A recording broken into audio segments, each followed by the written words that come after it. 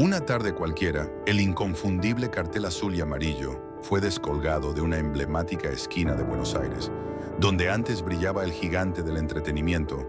Pronto aparecerían las luces de neón de una farmacia Pharmacity o las góndolas de un supermercado Día. Durante los años 90 y principios de los 2000, los viernes a la noche en la Argentina tenían un solo destino. Alquilar una película era un paseo familiar, un ritual sagrado entre estantes iluminados, olor a pochoclo y golosinas importadas. Blockbuster llegó a dominar cada barrio, aplastando a los viejos videoclubes con su aplastante peso corporativo. Pero al final, sus estanterías quedaron vacías, liquidando DVDs rayados. El imperio no cayó únicamente por la quiebra de su matriz en Estados Unidos. ¿Cómo fue que un titán invencible terminó siendo derrotado por manteros que vendían películas truchas en la vereda y una página web gratuita creada por un estudiante argentino? Esta no es solo la historia de una franquicia que bajó las persianas.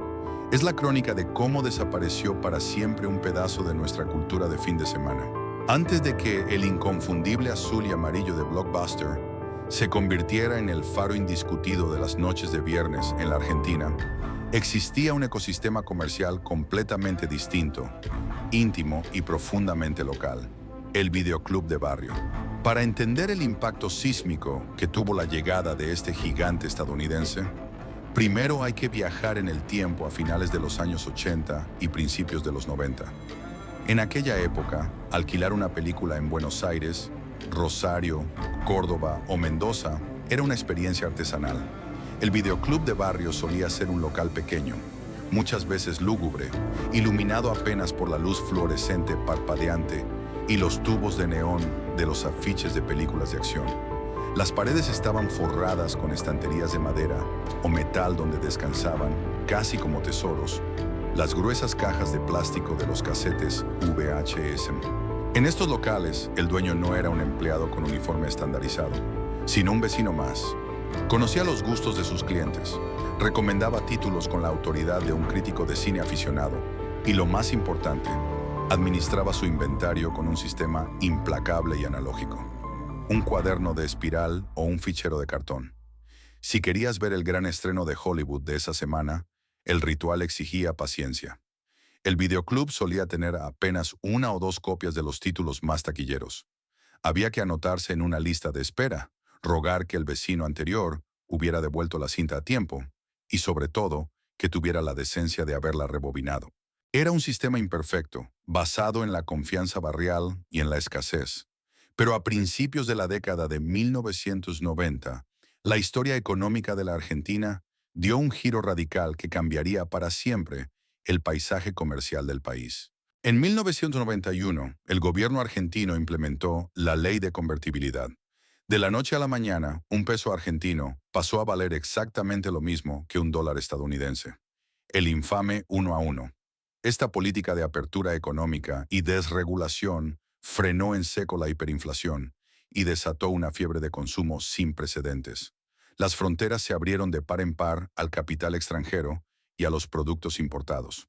Para las corporaciones multinacionales, la Argentina se transformó repentinamente en un paraíso terrenal. Un mercado latinoamericano con una clase media hambrienta de modernidad y con una capacidad de gasto cimentada en billetes verdes. Fue en este clima de euforia económica, la era de los viajes a Miami, los shoppings recién inaugurados y los electrodomésticos importados, que Blockbuster Video vio la oportunidad perfecta para clavar su bandera en el Cono Sur.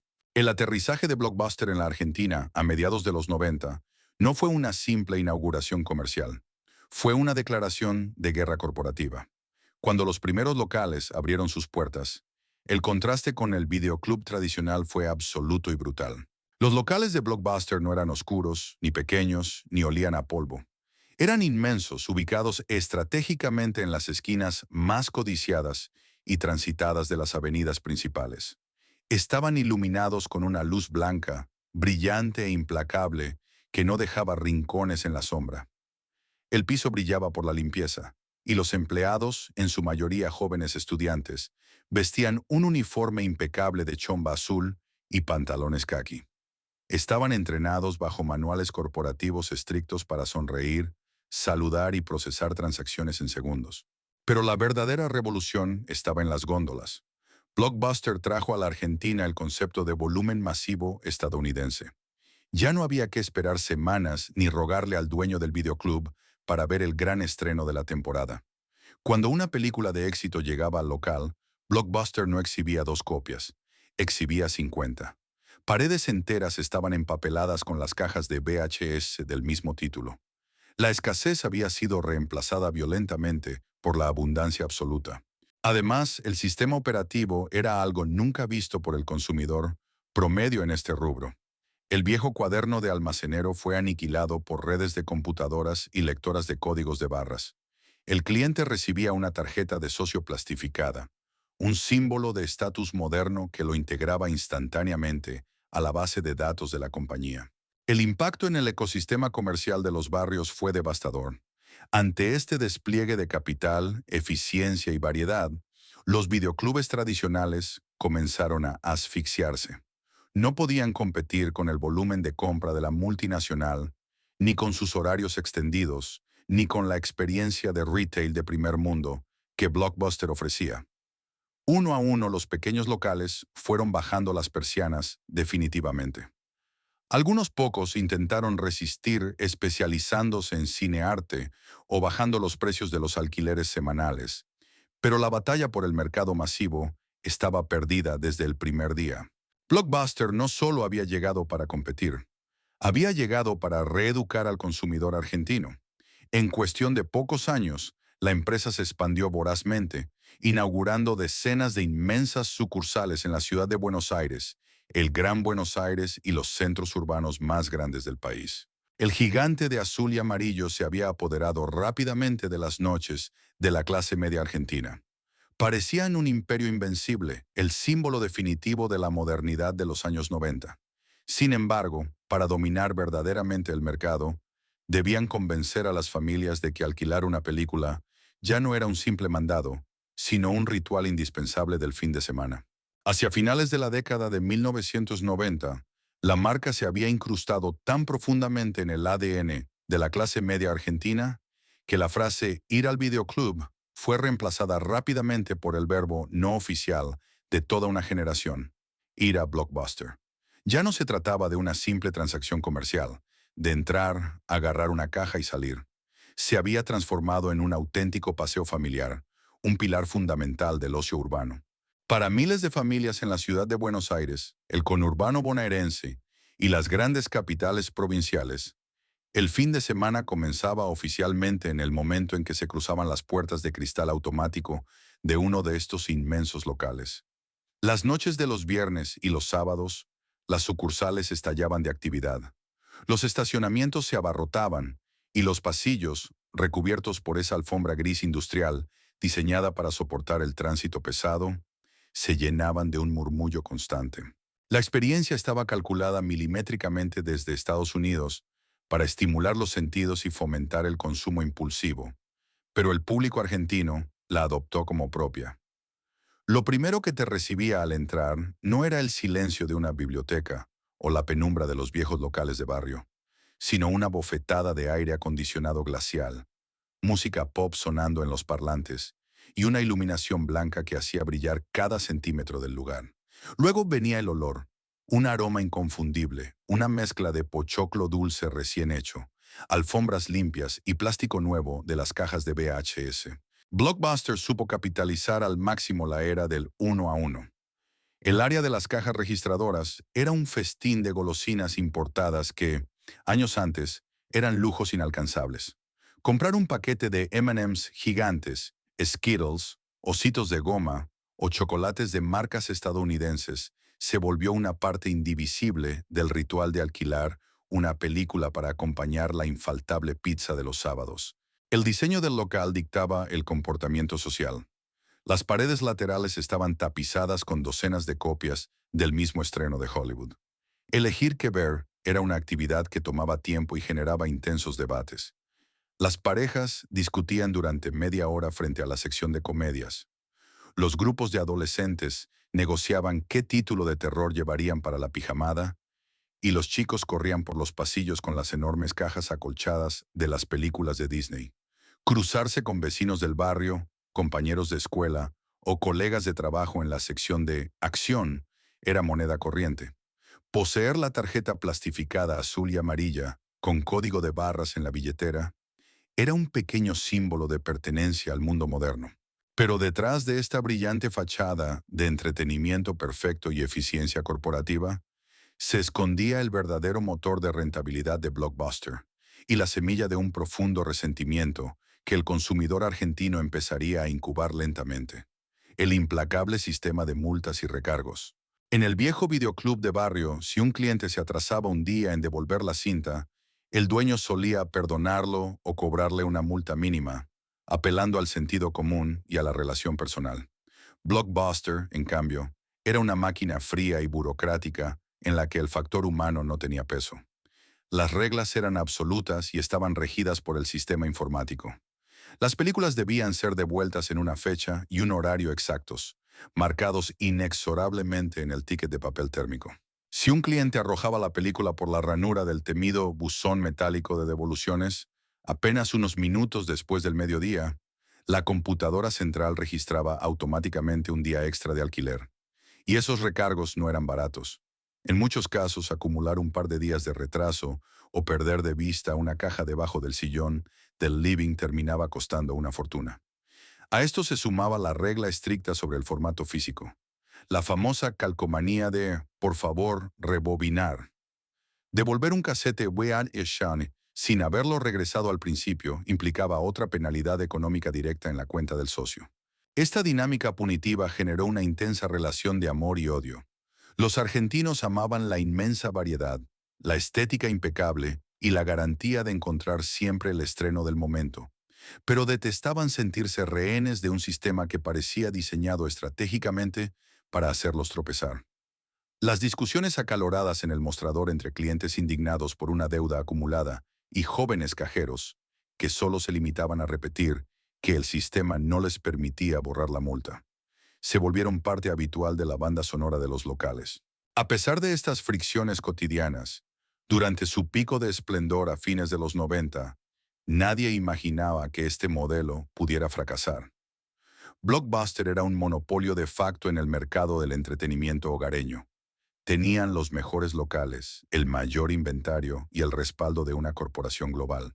Sin embargo, a medida que el reloj avanzaba hacia el fatídico mes de diciembre de 2001, la ilusión económica que sostenía todo este despliegue de luces de neón y consumo importado estaba a punto de estallar por los aires, arrastrando a la compañía a su primera y más brutal prueba de supervivencia en suelo argentino. El cambio de milenio parecía prometer la consolidación definitiva del imperio Blockbuster en la Argentina. Con decenas de sucursales operando a máxima capacidad y una base de socios que se contaba por millones, la empresa era un engranaje perfectamente aceitado en la maquinaria del consumo de la clase media.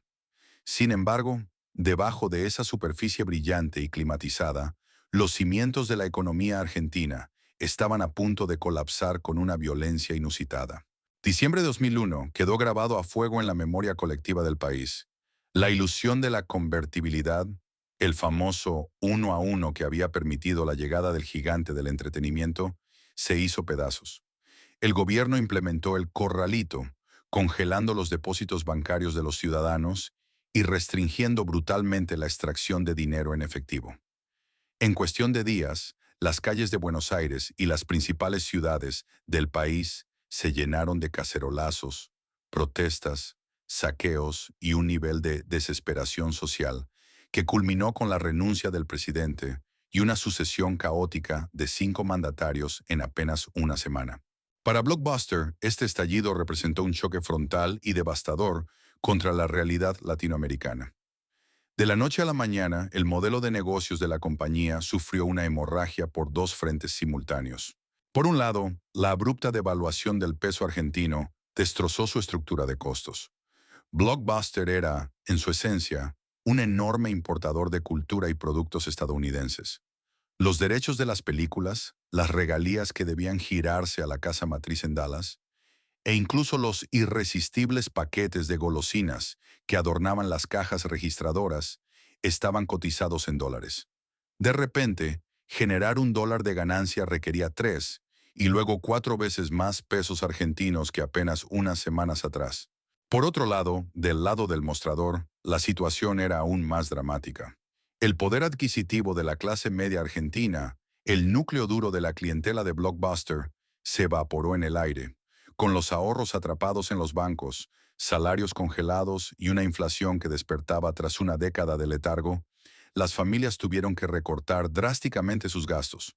Alquilar una película de estreno y comprar un paquete de M&M's gigantes el viernes por la noche dejó de ser el paseo familiar por excelencia para convertirse en un lujo absolutamente inalcanzable, o peor aún, en una frivolidad imperdonable frente a la urgencia de comprar alimentos básicos. Las inmensas sucursales de paredes azules y amarillas, diseñadas para albergar multitudes bulliciosas, comenzaron a vaciarse. Los pasillos, antes escenarios de acalorados debates sobre qué película llevar, ahora resonaban con el eco de un silencio inquietante. Los jóvenes cajeros de uniforme impecable pasaban horas mirando las puertas automáticas que ya casi no se abrían. El viernes a la noche, el horario estelar de la compañía se transformó en un recordatorio fantasmal de la prosperidad perdida. Pero Blockbuster no era un videoclub de barrio manejado por un vecino asustado. Era una corporación multinacional con espaldas financieras. En lugar de empacar sus cintas y retirarse del mercado argentino, como hicieron otras marcas extranjeras en ese mismo periodo, la compañía decidió atrincherarse y resistir el temporal. Lo que nadie dentro de las oficinas corporativas imaginaba era que sobrevivir al desastre macroeconómico de 2001 sería apenas el preludio de una amenaza mucho más silenciosa y letal que ya empezaba a gestarse en las veredas del país. A pesar del escenario apocalíptico, la filial argentina de Blockbuster tomó una decisión inusual para una empresa extranjera en ese momento: quedarse y dar pelea. Mientras otras corporaciones multinacionales, como la cadena C&A o The Home Depot, eventualmente hacían las valijas y abandonaban el país frente a la inestabilidad, la gerencia local de Blockbuster entendió que para salvar su gigantesca estructura, debían adaptarse rápidamente a la nueva y empobrecida realidad del bolsillo argentino. El primer paso para la supervivencia fue una reestructuración interna feroz. Gracias a las leyes de emergencia económica que determinaron la especificación de los contratos, la empresa logró renegociar los altísimos alquileres de sus inmensos y codiciados locales, que originalmente estaban pactados en dólares. Sin embargo, la experiencia de consumo dentro del local tuvo que cambiar. Las góndolas repletas de golosinas importadas y merchandising premium, que antes se vendían sin esfuerzo, se volvieron un recuerdo intocable por su elevado costo de reposición. El foco del negocio tuvo que volver desesperadamente a lo básico: el alquiler de películas. Para recuperar a esa clase media que había quedado golpeada y con los ahorros confiscados por el corralito, Blockbuster tuvo que bajar de su pedestal de exclusividad. Aparecieron promociones mucho más agresivas para incentivar el consumo. Los días de descuentos en la semana, los cupones y los $1 más par uno intentaban convencer a las familias de que, a pesar de todo, la magia del fin de semana aún era accesible. Y paradójicamente, la propia brutalidad de la crisis terminó dándole a la compañía un inesperado salvavidas. Con el desplome absoluto del poder adquisitivo, ir al cine, salir a cenar a un restaurante o llevar a los chicos al teatro se habían vuelto lujos casi prohibitivos para la mayoría de los hogares. Frente a esa imposibilidad de salir a gastar afuera, quedarse en casa a ver una peli se consolidó como el refugio económico por excelencia, el único entretenimiento viable para el fin de semana. Gracias a esta dinámica de consumo de crisis, los pasillos iluminados de Blockbuster comenzaron, muy lentamente, a poblarse de nuevo. Hacia los años 2003 y 2004, acompañando una incipiente pero firme recuperación económica a nivel nacional, Blockbuster Argentina parecía haber logrado un milagro corporativo.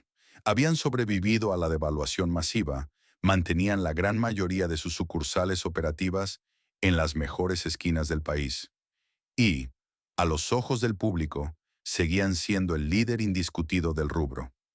La tarjeta azul y amarilla seguía estando en la billetera de los argentinos, ahora compartiendo espacio con billetes devaluados, pero firme al fin. Desde las oficinas corporativas se respiraba un aire de triunfo y un profundo alivio. Los ejecutivos creían haber atravesado la peor tormenta macroeconómica que cualquier mercado pudiera arrojarles. Sentían que su modelo de negocios era a prueba de balas. Pero estaban equivocados. Habían sobrevivido al colapso financiero, sí, pero la verdadera amenaza, la que terminaría por derrumbar todo el imperio pieza por pieza, no venía de los bancos, ni de las políticas del gobierno, ni del valor del dólar. Se estaba gestando silenciosamente justo afuera de sus puertas de cristal, en las veredas, impulsada por un nuevo formato tecnológico y una red de economía informal que ninguna corporación estadounidense podría detener. Habiendo superado el abismo financiero de 2001, Blockbuster Argentina enfrentaba una nueva transición, esta vez impulsada por la evolución tecnológica global. El viejo y confiable casete VHS, con su cinta magnética que se enredaba y su molesta calcomanía punitiva de por favor, rebobinar, estaba condenado a la extinción. El mundo entero estaba abrazando rápidamente un formato mucho más sofisticado, el DVD. Para la corporación, desde su sede en Dallas hasta sus locales en Buenos Aires, el DVD parecía una auténtica bendición.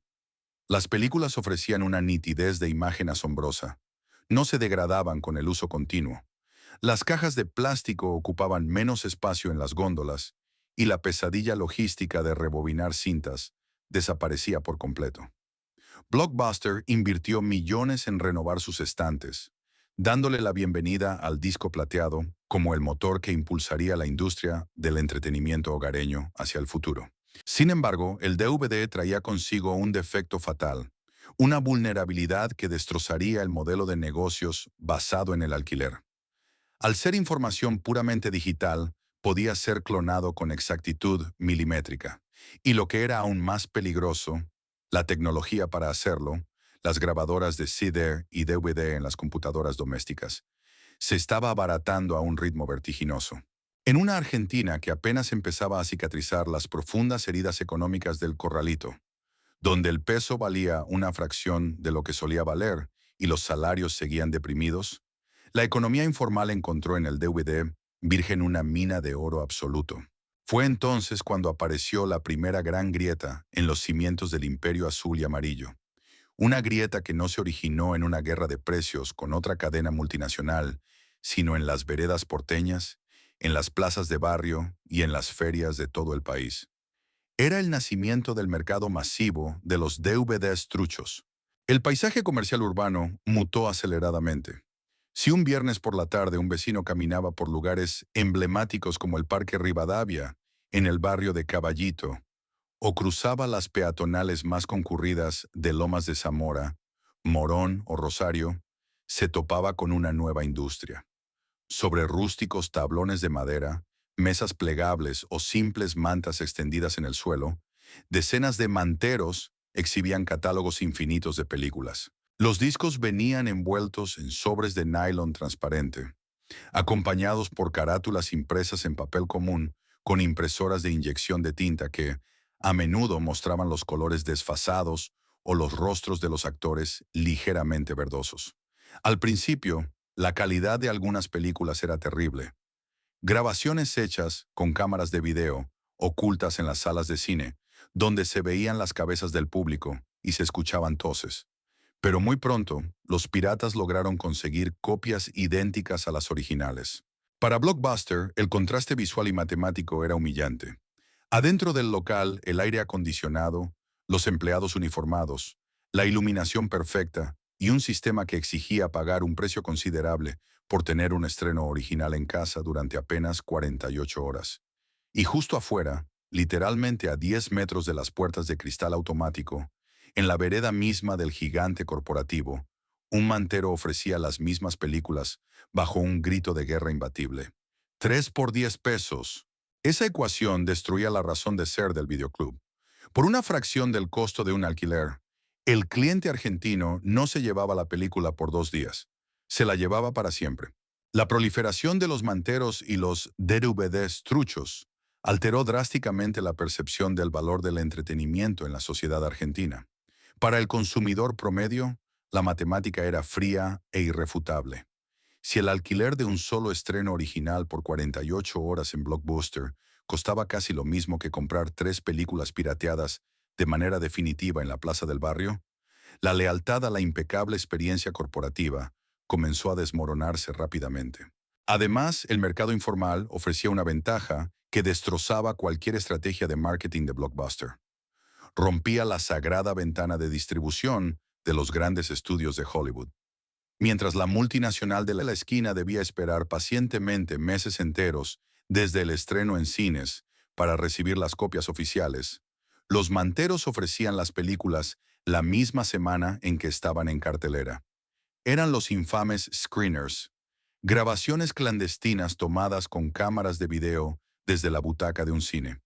A muchos espectadores parecía no importarles que en medio de una escena de tensión, una silueta humana se levantara para ir al baño o se escuchara el ruido del pochoclo ajeno. La inmediatez y el bajo costo habían ganado la partida.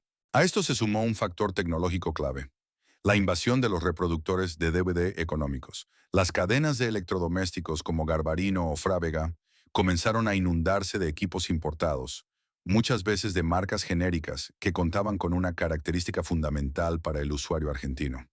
Eran multizona y leían absolutamente cualquier formato. No importaba si el disco pirata estaba rayado o mal grabado. Estos reproductores lo hacían funcionar. Esto democratizó el acceso al formato digital y alimentó aún más el voraz mercado callejero. Para la gerencia de Blockbuster en Argentina, pelear contra esta economía paralela era como intentar vaciar el océano con un balde. La empresa presionó a través de cámaras empresariales, exigiendo mayores controles municipales y policiales sobre la venta ilegal de propiedad intelectual. Pero la realidad sociopolítica del país, aún recuperándose de la catástrofe de 2001, hacía que perseguir a los vendedores ambulantes no fuera la máxima prioridad para las autoridades. Por cada manta que la policía confiscaba tras un operativo sorpresa en la calle Florida o en las concurridas peatonales del Gran Buenos Aires, aparecían 3 nuevas a la mañana siguiente. Adentro de los inmensos locales, climatizados, los jóvenes empleados de Chomba Azul comenzaron a notar el cambio de época. Las acaloradas discusiones por las multas de recargo, antes tan comunes, empezaron a disminuir por una razón alarmante. Había menos clientes con los que discutir. Las familias, ahogadas por la economía diaria, fueron las primeras en desertar, dejando su tarjeta de socio olvidada en el fondo de algún cajón. Blockbuster intentó reaccionar enfatizando la calidad de imagen y sonido 100% garantizada de sus discos originales, pero el argumento caía en saco roto. El paseo del fin de semana había perdido su estatus de exclusividad. La piratería física asestó un golpe durísimo a las finanzas de la filial argentina, pero no iba a ser su verdugo final. Los DVDs truchos y las veredas invadidas solo prepararon el terreno psicológico para un cambio de paradigma mucho mayor. Mientras Blockbuster libraba esta desgastante batalla cuerpo a cuerpo en las calles, una fuerza invisible, silenciosa y exponencialmente más letal estaba empezando a filtrarse a través de los cables telefónicos de las casas argentinas, lista para dar el verdadero golpe de gracia. Mientras Blockbuster Argentina intentaba contener la sangría provocada por los manteros en las veredas, una amenaza aún más disruptiva se estaba instalando directamente en el interior de los hogares, lejos de la vista de cualquier gerente de sucursal. A mediados de la década del 2000, el país comenzó a experimentar una revolución tecnológica silenciosa, pero imparable: la masificación de la conexión a Internet de banda ancha. Los viejos y ruidosos módems telefónicos de conexión dial-up, que monopolizaban la línea de la casa, cobraban el pulso por minuto y cortaban la conexión cada vez que alguien levantaba el tubo, comenzaron a ser reemplazados por conexiones permanentes de ADSL y cable módem. Proveedores como Fibertel, Speedy y Arnet empezaron a cablear los grandes centros urbanos del país, ofreciendo a las familias argentinas velocidades que, para los estándares de la época, parecían ciencia ficción. Y con esta nueva autopista digital encendida a las 24 horas, llegó un cambio de hábito que heriría de muerte al modelo físico del videoclub tradicional. Si la piratería física de los DVDs truchos en las plazas había seducido a los padres preocupados por la economía familiar, la piratería digital capturó de inmediato a los más jóvenes. Los adolescentes y los adultos jóvenes fueron la primera línea demográfica en abandonar masivamente los pasillos iluminados de Blockbuster. De pronto, ya no necesitaban salir de sus habitaciones para conseguir el entretenimiento del fin de semana. El software P2P, peer-to-peer o red de pares, se convirtió en la nueva góndola infinita. Programas para compartir archivos como eMule, Kazaa y por sobre todos los demás en la Argentina, el mítico Ares Galaxy, se instalaron en casi todas las computadoras del país. Bajar una película se transformó rápidamente en el nuevo verbo de moda de una generación entera. Por supuesto, en aquellos primeros años de la banda ancha, la experiencia no era ni perfecta ni inmediata. Descargar un estreno de Hollywood en formato AVI a través de Ares con una conexión de 256 o 512 kbps podía tardar días enteros. Requería el enorme compromiso de dejar la ruidosa computadora de escritorio encendida toda la noche, rogando que la conexión no se cayera al 99% o que, al abrir el archivo final, el video no resultara ser falso, estuviera mal subtitulado o tuviera el audio desfasado. Sin embargo, para los jóvenes argentinos, este esfuerzo valía absolutamente la pena por un factor irrefutable. Era completamente gratis. No existían las fechas límites de devolución, no había manuales corporativos punitivos, ni tampoco había que enfrentar a un cajero exigiendo el pago de recargos atrasados.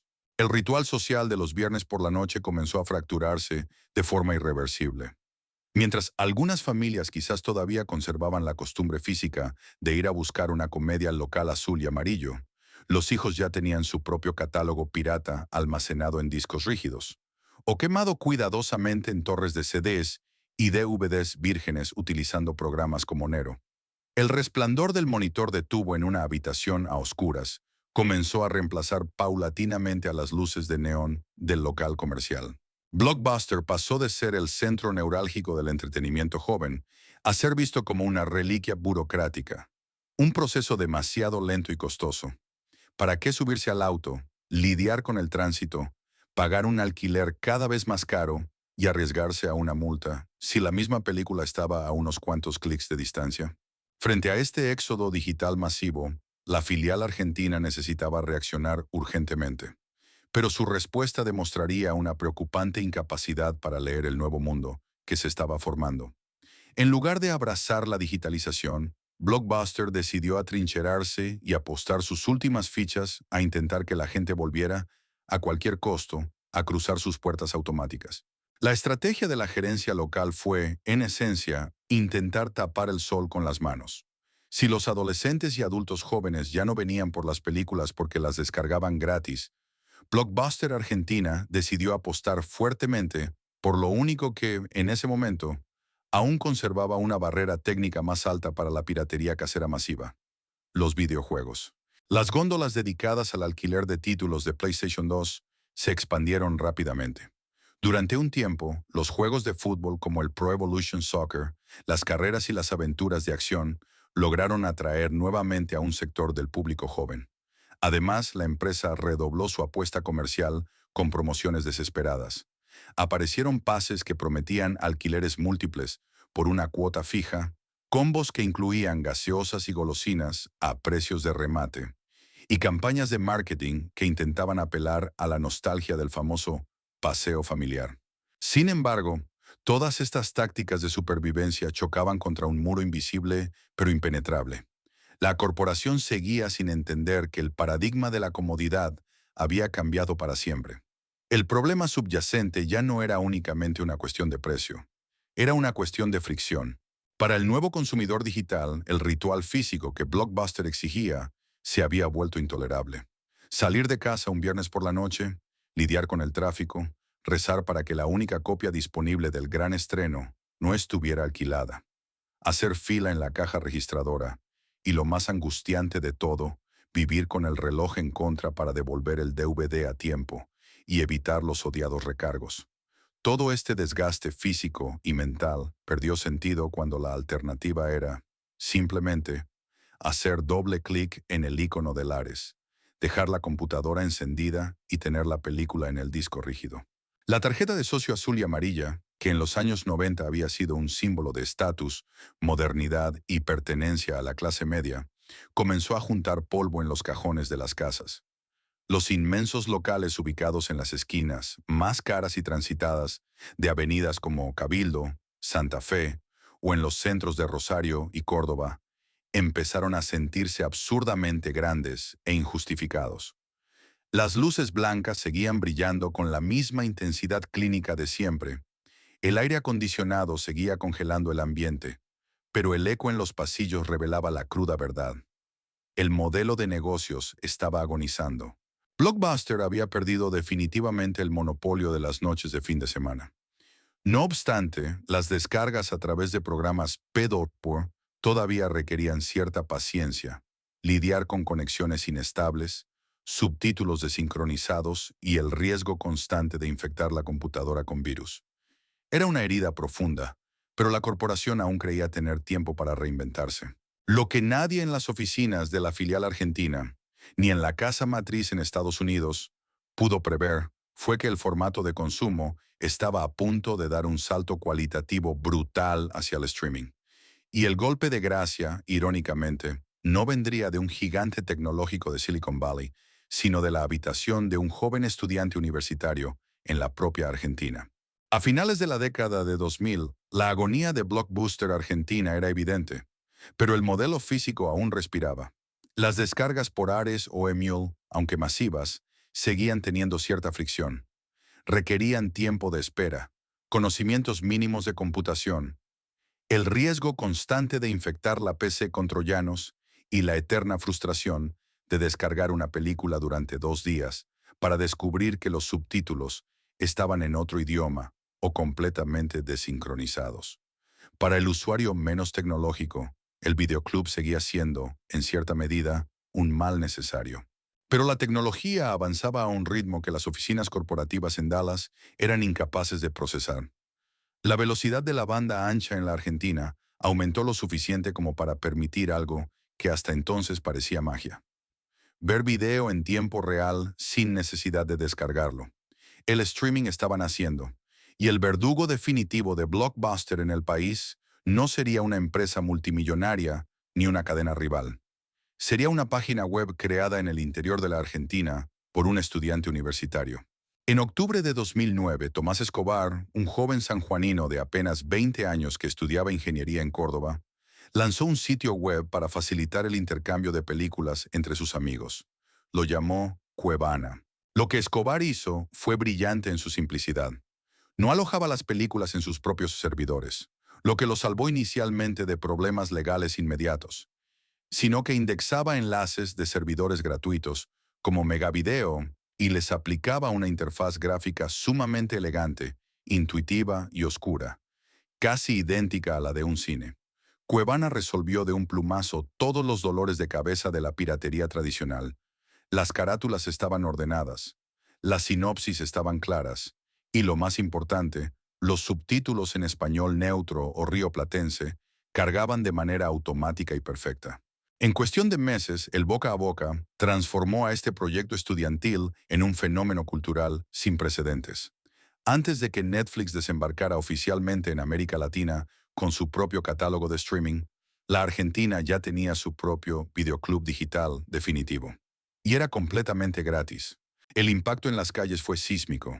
La frase "vamos a Blockbuster" fue erradicada del vocabulario urbano y reemplazada por un nuevo código de fin de semana: Sale Cuevana. Millones de argentinos comenzaron a conectar sus computadoras portátiles o de escritorio a los televisores del living mediante cables VGA o los primeros HDMI. La sala de estar volvió a ser el centro del entretenimiento familiar, pero esta vez el intermediario de paredes azules y luces fluorescentes había sido eliminado de la ecuación. Frente a la pantalla de la computadora, el usuario argentino tenía acceso instantáneo a un catálogo infinitamente superior al de la sucursal más grande de Blockbuster en Buenos Aires, disponible las 24 horas del día, sin salir de la cama, sin enfrentar el clima, y sobre todo sin el terror paralizante a los recargos por devolución tardía. La fricción del consumo había llegado a cero. Para Blockbuster Argentina, este fue el verdadero y devastador golpe de gracia. El éxito de Cuevana fue tan arrollador que redefinió por completo el consumo audiovisual en la Argentina, logrando en meses lo que a Blockbuster le había tomado más de una década construir. Ya no se trataba solo de un grupo de adolescentes bajando películas piratas en sus cuartos. El fenómeno había cruzado todas las barreras generacionales. Los lunes por la mañana, en las oficinas de Buenos Aires, en los colegios de Rosario o en las fábricas de Córdoba, la conversación ya no giraba en torno a qué estreno se había logrado conseguir en el videoclub durante el fin de semana, sino a qué serie o película se había maratoneado en Cuevana la noche anterior. Para la filial argentina de Blockbuster, enfrentar a este enemigo invisible resultó una tarea absolutamente imposible. El modelo de la corporación estadounidense se basaba en la escasez controlada, tener copias físicas limitadas de un producto por el que la gente estaba dispuesta a pagar y, sobre todo, a desplazarse. Cuevana destruyó esa escasez. Ofrecía un inventario virtualmente infinito, sin límites de stock. Si 100.000 argentinos querían ver el mismo estreno un viernes a las 10 de la noche, la página simplemente lo reproducía 100.000 veces en simultáneo. Nadie tenía que conformarse con llevarse una comedia de clase B, porque el éxito de taquilla ya había sido alquilado. Ante esta realidad, las ventajas competitivas históricas de Blockbuster se evaporaron. De repente, la iluminación perfecta de sus inmensos locales, el aire acondicionado, los empleados de uniforme impecable y las góndolas repletas de golosinas importadas dejaron de ser un atractivo y pasaron a verse como un enorme, torpe e injustificable gasto operativo. ¿Cómo podía una empresa sostener el alquiler de un gigantesco local en la transitada Avenida Cabildo o en el centro de Mendoza, pagar sueldos, servicios e impuestos, cuando su principal competidor operaba desde un servidor remoto con un costo de distribución cercano a cero y cobrando exactamente nada al consumidor final? La respuesta corporativa fue el silencio y la parálisis. Atrapada por las directivas de una casa matriz en Dallas, que ya estaba luchando contra sus propios fantasmas financieros, y perdiendo la guerra en Estados Unidos contra un emergente Netflix y los kioscos de Redbox, la gerencia argentina no tenía herramientas para reaccionar. No podían bajar los precios de alquiler lo suficiente como para competir con lo gratuito, y mucho menos podían eliminar el sistema de recargos por mora, que paradójicamente seguía siendo una de sus principales fuentes de ingreso en efectivo de los pocos clientes que aún les quedaban. El paseo familiar había muerto, reemplazado por el clic del mouse en la comodidad del living. Las relucientes tarjetas de socio, que alguna vez fueron un símbolo del consumo moderno de los años 90, se perdieron definitivamente en el fondo de las billeteras o terminaron en la basura. Para el año 2010, entrar a un Blockbuster en la Argentina se había convertido en una experiencia melancólica. Las enormes sucursales, antes sinónimo de bullicio y energía de fin de semana, se sentían ahora como museos vacíos, mausoleos iluminados con luz fluorescente, donde cientos de cajas de plástico esperaban a un público que ya había tomado la decisión irreversible de no volver jamás. El gigante estaba herido de muerte, y el inevitable colapso físico, con sus estanterías rematadas y sus letreros descolgados, estaba a punto de comenzar. El 23 de septiembre de 2010, a miles de kilómetros de las sucursales argentinas, se redactó el acta de defunción oficial del modelo de videoclub. En Dallas, Texas, la casa matriz de Blockbuster Inc. se amparó en el capítulo 11 de la Ley de Quiebras de los Estados Unidos. Ahogada por una deuda de casi $1.000 millones y acorralada por el ascenso imparable de Netflix y los kioscos automatizados de Redbox, la corporación global tiró la toalla. En la Argentina, donde la marca ya venía desangrándose lentamente a manos de los manteros y el fenómeno arrasador de Cuevana, la noticia cayó como un yunque. Aunque la filial local operaba con cierto grado de independencia y técnicamente no estaba incluida de manera inmediata en la bancarrota estadounidense, el impacto logístico y psicológico fue letal y absoluto. De la noche a la mañana el grifo se cerró por completo. Las distribuidoras locales de cine, conscientes de que la empresa ya no tenía respaldo financiero ni garantías de pago desde el exterior, cortaron el suministro. Blockbuster Argentina dejó de recibir estrenos. Y para un modelo de negocios que dependía exclusivamente de ofrecer la última película de Hollywood antes que nadie, no tener novedades era el equivalente a desconectarle el respirador artificial. Fue entonces cuando comenzó la fase más triste del colapso, la decadencia física de los locales. Aquellos gigantescos salones de techos altos, ubicados en las esquinas más caras de Avenida Cabildo, Acoite y Rivadavia, o en las zonas más exclusivas de Rosario, Córdoba y Mendoza, sufrieron una transformación desoladora. La iluminación blanca y brillante, que en los años 90 transmitía una sensación de modernidad y pulcritud de primer mundo, ahora jugaba en contra.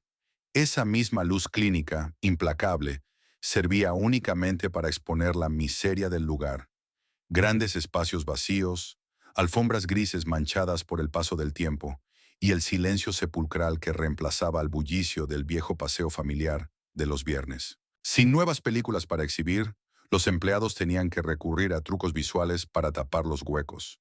Las inmensas góndolas de estrenos, antes empapeladas con 50 copias idénticas del tanque taquillero de la semana, comenzaron a llenarse con películas de catálogo, títulos de clase B de años anteriores o clásicos repetidos hasta el cansancio, puestos de frente para ocupar más espacio.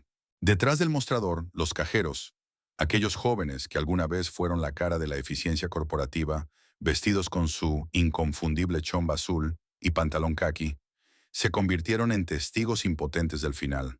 Sus turnos, que antes consistían en procesar devoluciones a una velocidad frenética y discutir multas de recargo, se transformaron en largas horas de quietud. Pasaban el tiempo mirando las puertas automáticas que ya casi nunca se abrían, o teniendo que explicarle a los pocos clientes despistados que entraban preguntando por un estreno que el proveedor no había mandado nada esta semana. Ante la imposibilidad de mantener la estructura de costos operativos, los alquileres en dólares, la luz, los sueldos, la gerencia local entró en modo de supervivencia extrema. Blockbuster dejó de ser un videoclub para transformarse de facto en una gran venta de garaje corporativa. Las sucursales se llenaron de enormes carteles de liquidación. Ya no se trataba de alquilar. El objetivo era hacer caja vendiendo los restos del imperio. Se remataron miles de DVDs ex-rental, muchos de ellos rayados o con las carátulas desgastadas por el uso, a precios irrisorios. Se liquidaron viejos casetes VHS que habían quedado olvidados en los depósitos. Incluso las famosas golosinas importadas, los chocolates gigantes y los baldes de pochoclo de plástico se empezaron a vender al costo antes de que alcanzaran su fecha de vencimiento. La situación llegó a tal nivel de precariedad que en sus meses finales, los locales no solo vendían películas, vendían el mobiliario.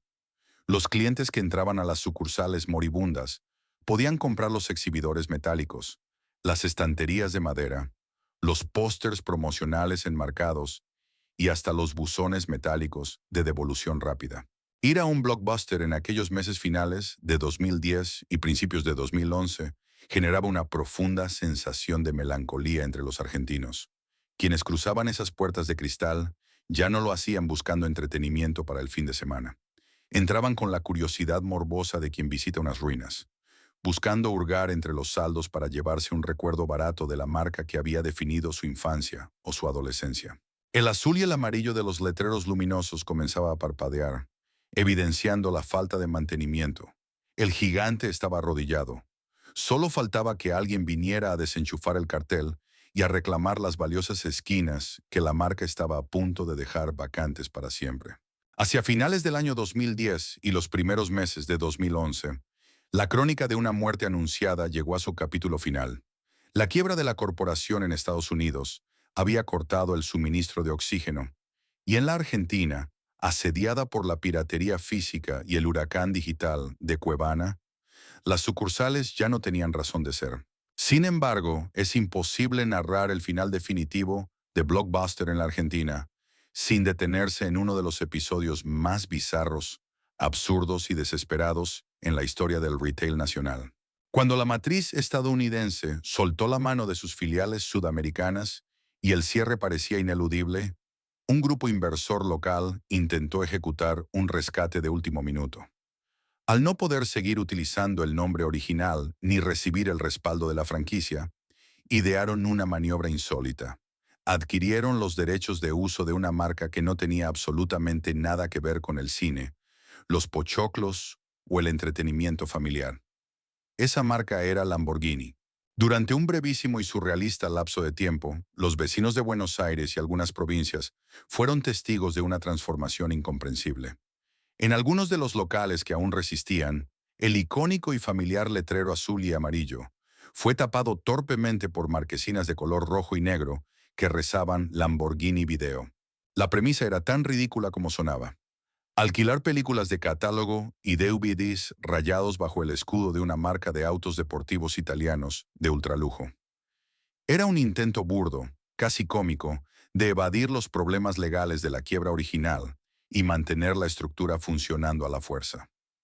Los peatones y automovilistas que pasaban por las grandes avenidas miraban los nuevos carteles con una mezcla de desconcierto, burla y pena. Como era de esperarse, sí, los clientes no regresaron. Este experimento comercial fracasó de manera fulminante. Fue, en el sentido más estricto del término argentino, el último manotazo de ahogado de un modelo de negocios que ya estaba sumergido en el fondo del agua. Tras el colapso del efímero espejismo de Lamborghini, llegó el verdadero último día. No hubo ceremonias ni despedidas nostálgicas por parte de la comunidad, ni grandes anuncios en los diarios. El final fue silencioso y brutal. Los pocos empleados que quedaban terminaron de rematar a precios irrisorios los últimos DVDs ex-rental, desarmaron las inmensas estanterías metálicas y vaciaron las cajas registradoras. Apagaron las implacables luces fluorescentes blancas, por última vez, salieron a la vereda y tiraron de la persiana metálica, colocándole un candado definitivo a la década de los 90.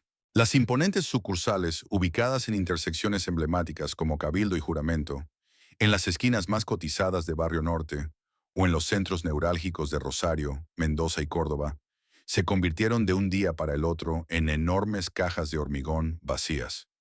El silencio reemplazó finalmente al murmullo adolescente y a las discusiones familiares de los viernes por la noche.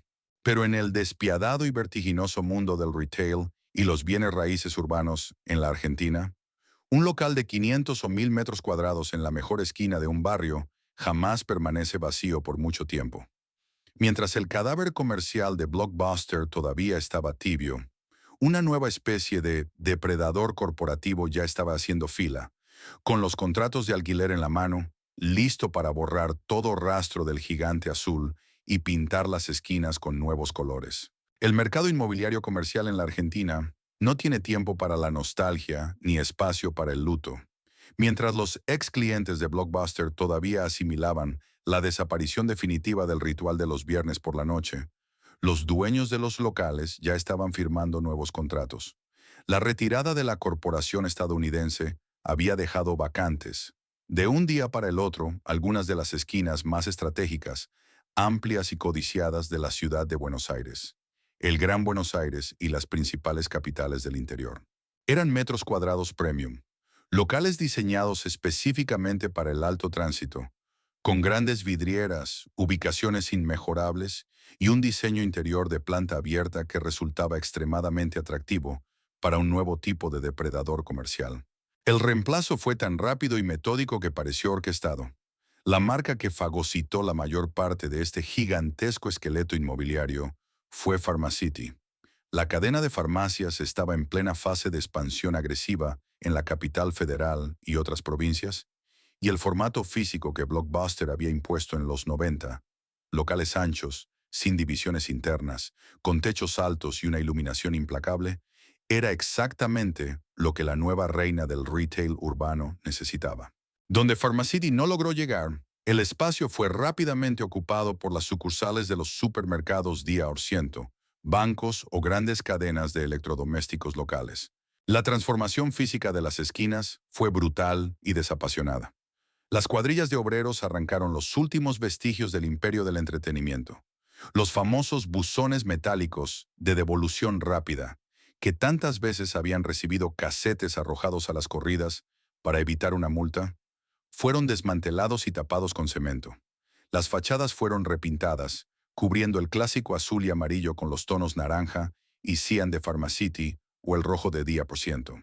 Adentro, la metamorfosis fue igual de desoladora para quienes guardaban recuerdos del lugar. Las inmensas góndolas que antes exhibían el último gran estreno de Hollywood ahora sostenían cajas de ibuprofeno, pañales, cosméticos o productos de limpieza en oferta. La luz fluorescente blanca seguía siendo la misma, pero ya no iluminaba un paseo familiar. Iluminaba una compra rápida y utilitaria de farmacia o supermercado de descuento.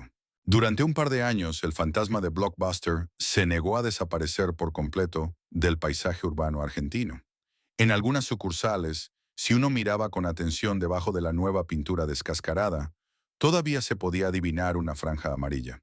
En otros locales, las puertas de cristal automático conservaban el tenue rastro del pegamento, donde alguna vez estuvo el logo del ticket cortado.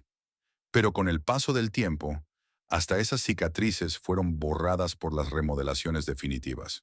El imperio no solo había quebrado, había sido físicamente pavimentado por una nueva era del consumo. Blockbuster Argentina había dejado de existir en el mundo real. Sin embargo, su erradicación de las calles de Buenos Aires y de las provincias no significó su desaparición inmediata de la memoria colectiva. A medida que el streaming se convertía en el nuevo estándar y la comodidad absoluta ganaba la batalla, los argentinos empezarían a darse cuenta de que, al perder ese local de la esquina, habían perdido mucho más que un simple lugar para alquilar películas. Hoy cualquier argentino tiene en su bolsillo, a través de la pantalla de un teléfono celular, un catálogo audiovisual que haría palidecer de envidia a la sucursal más gigantesca que Blockbuster jamás haya construido en la avenida Santa Fe, en Cabildo o en el centro de Córdoba. Con un simple toque en la pantalla de Netflix, Prime Video, Disney Plus o Max, el mundo entero del entretenimiento está disponible de manera instantánea, en alta definición, sin salir de la cama y sin importar si llueve, hace frío o son las 3 de la madrugada. La guerra por la comodidad fue ganada por abrumadora mayoría. La fricción se redujo a cero. Sin embargo, a medida que los años han pasado y nos hemos acostumbrado a esta abundancia digital ilimitada, una extraña sensación de vacío ha comenzado a instalarse en aquella misma clase media que alguna vez celebró la caída del imperio de los alquileres físicos. Al erradicar la fricción del proceso, la tecnología moderna también erradicó el ritual. La desaparición de Blockbuster de las esquinas argentinas no significó simplemente el cierre de una cadena de locales comerciales. Significó la extinción de una costumbre social fuertemente arraigada. Aquel paseo familiar de los viernes o sábados por la noche era mucho más que una transacción económica para conseguir una película. Era un punto de encuentro, una excusa para salir de casa, y el prólogo indispensable para la infaltable pizza o las empanadas del fin de semana. Elegir qué ver era, en sí mismo, un evento interactivo y tangible.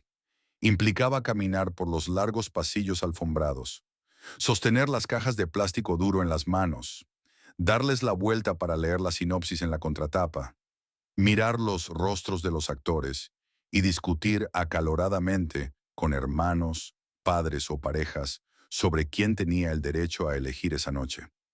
Era la emoción táctil de encontrar la última copia disponible del estreno de la semana escondida detrás de otro título, o la profunda decepción de ver que el estante de la comedia que todos querían ver estaba completamente vacío.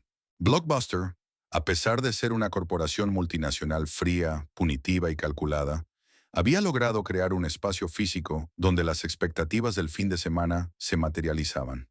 El olor a pochoclo dulce en el aire, el brillo constante de las luces fluorescentes, la tentación de llevar un paquete de M&M's de la caja registradora, todo formaba parte de una coreografía urbana que millones de argentinos internalizaron durante más de 15 años. En la era actual del streaming, esa escasez y ese compromiso físico han desaparecido, dando paso a lo que muchos psicólogos llaman la paradoja de la elección.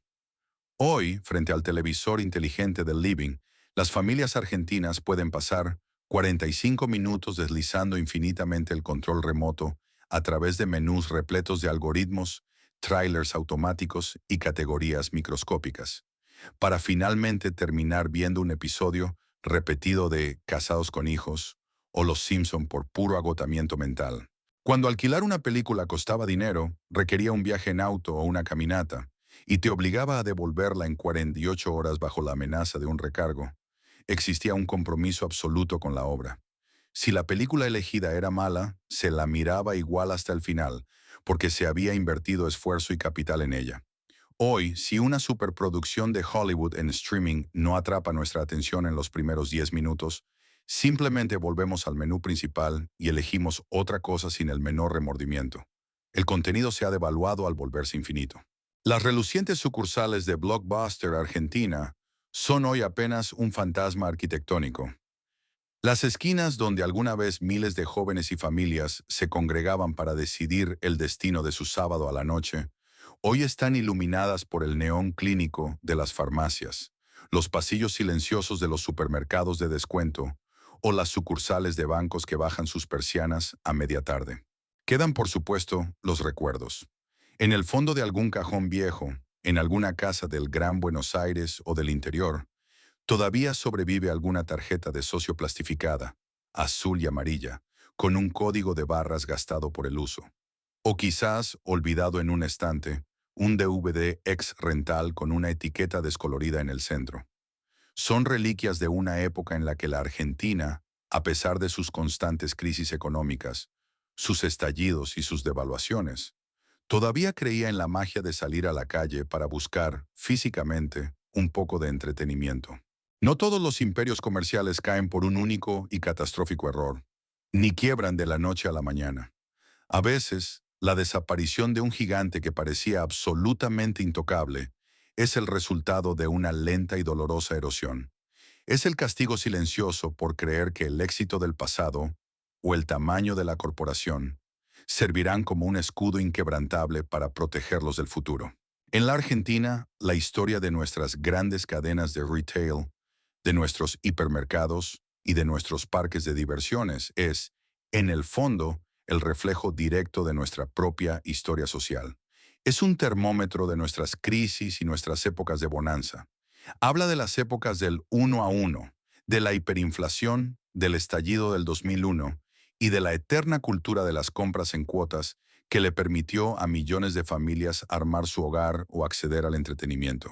Cuando el cartel luminoso de una marca histórica se descuelga para siempre, o cuando las persianas metálicas bajan por última vez en una esquina emblemática de Buenos Aires, Córdoba, Rosario o Mendoza, lo que desaparece no es solamente un negocio o una razón social. Se desvanece un pedazo tangible de nuestra vida cotidiana. Se borran los recuerdos del clásico paseo familiar de los fines de semana, la ilusión de entrar a una juguetería y la magia de caminar por pasillos repletos buscando una película, un disco o un electrodoméstico nuevo. Hoy la conveniencia implacable del comercio electrónico, los envíos a domicilio y la inmediatez de las pantallas han reemplazado a ese viejo ritual físico.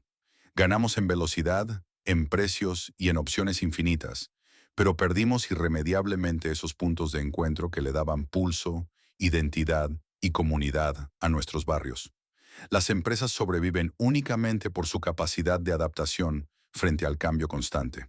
Pero las marcas que de verdad importaron, aquellas que tocaron la vida de la gente, logran sobrevivir en la memoria colectiva.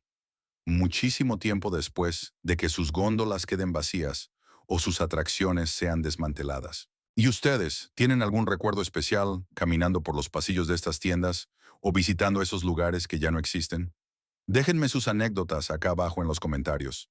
Me encantaría leerlos. Si les apasiona la historia detrás de las marcas y los espacios que marcaron nuestra cultura urbana, no olviden suscribirse y compartir el video. Nos vemos en el próximo documental.